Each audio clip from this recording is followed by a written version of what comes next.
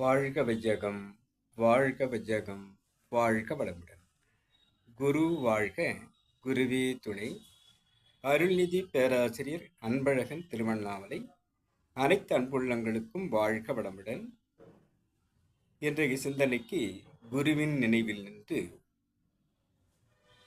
மண் உலகத்தில் தத்துவ ரகசியம் என்ன என்ற தலைப்பிலே குரு அவர்கள் தந்திருக்கக்கூடிய பாடத்தை சிந்தித்த போது என்னுள் ஒரு கவி மலர்ந்தது. பதிவு செய்கிறேன். அனைத்து அன்புள்ளங்களுக்கும் வாழ்க வளமுடன். தன்னை உணர முக்தி என்ற தலைப்பிலே இக்கவியை பதிவு செய்திருக்கிறேன். மண்ணுலக தத்துவ ரகசியம் என்ன? மகாகாசம், பூதாகாசம், சிதாகாசம் ஆம்.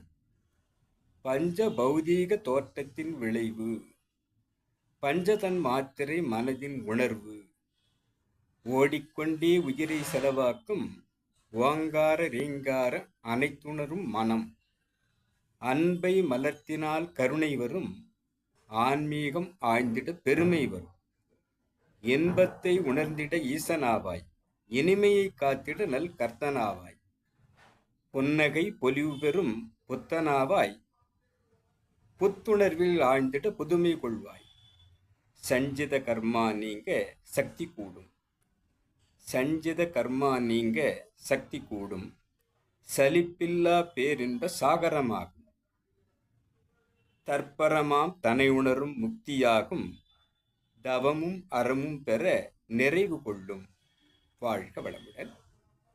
மண்ணுலக ரகசியத்தை, அந்த தத்துவ அந்த உண்மைகளை நாம் தெரிந்து உணரும் போது மகாகாசமாக இறை சொரூபமாக பிரபஞ்சமாகி இருக்கிறது. பூதாகாசமாக 5 பௌதீகமாக மாற்றம் பெற்றிருக்கிறது. அதே அண்டத்தில் உள்ள அந்த பௌதீகம் இந்த பிண்டத்தில் சிதாகாசமாகவும் இருக்கிறது என்பதை கூறி, பஞ்ச பௌதீக தோற்றத்தின் விளைவுதான் பஞ்சதன் மாத்திரை உணர்வான மனமாகி நம்மிடம் செயல்படுகிறது. உடல் முழுவதும் ஓடிக்கொண்டே இருக்கக்கூடிய இந்த உயிரோட்டத்தை இந்த மனம் ஓங்காரம் ரீங்காரம் அனைத்துணரும் மனமாக செயல்பட்டு அறிவுக்கு புலப்படுத்தி கொண்டிருக்கிறது. அன்பை மலர்த்தினால் கருணை வருகிறது. ஆன்மீகம் ஆழ்ந்து சென்றால் வாழ்விலே உயர்வு பெருமை கிடைக்கிறது.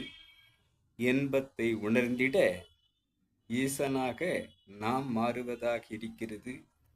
இனிமையை காத்திட நல் கர்த்தராக நாம் மாறுவதாக இருக்கிறது. புன்னகை பொலிவு பெற புத்த சொரூபமாக மாறுகிறோம். புத்துணர்வில் ஆழ்ந்திட புதுமை செய்வோம். புத்துணர்வில் ஆழ்ந்து ஆழ்ந்து இறை நோக்கி பயணிக்க அனைத்து புதுமைகளும் நம்முள் மலர்கிறது. சஞ்சித கர்மா நீங்க சக்திகள் கூடிவிடுகிறது. சலிப்பில்லா பேரின்ப சாகரமாக நாம் உணர்வதாக இருக்கிறது. தற்பரமாம் தன்னை உணரும் முக்தியாகும். தற்பரமாக இருக்கக்கூடிய அந்த இறையை தான் தன்மாற்ற சரித்திரமாக இறைநிலையேதான் தானாகவும் அனைத்துமாகி இருக்கிறது. அனைத்துமே அவனின்றி ஓரணுவும் அசையாது என்பதாக புரிந்து கொள்வதாக, அந்த முழுமையை புரிந்து கொண்டு முக்தி மோட்சம் வீடு பேறு பேரின்பம் பேரானந்த நிலை என்பதாக நாம் உணர்வதாக செல்வதாக இருக்கிறது. அதற்கு தவமும் அறமும் பற்றி கொண்டு நாம் ஆழ்மனமாக செல்லும்போது அனைத்திலுமே நிறைவு கொள்வதாக அது அமைகிறது. ஆக நாம் தன்னை உணர தனக்கொரு கேடில்லை, தன்னை உணராமல் தானே கெடுகிறான் மனிதன். ஆக கடவுள் என்பதாக உச்செழுந்து நம்மை ஆழ்மன தியானத்தில் சிந்திக்க வேண்டும் என்று கூறும் இந்த மண்ணுலக தத்துவ ரகசியம் அனைத்தும் விளங்கி போகும் என்று குரு அவர்கள் தந்திருக்கக்கூடிய பாடத்தை நாம் சிந்திக்கலாம். இந்த விளக்கங்களை என்னுள் ஏற்படுத்திய இறைநிலைக்கும் குருநிலைக்கும் இதுகாரும் செவிமடுத்த அனைத்து அன்பு உள்ளங்களுக்கும் நன்றி நன்றி நன்றி. வாழ்க வளமுடன் என வாழ்த்தி நிறைவு செய்கிறேன். வாழ்க வளமுடன்.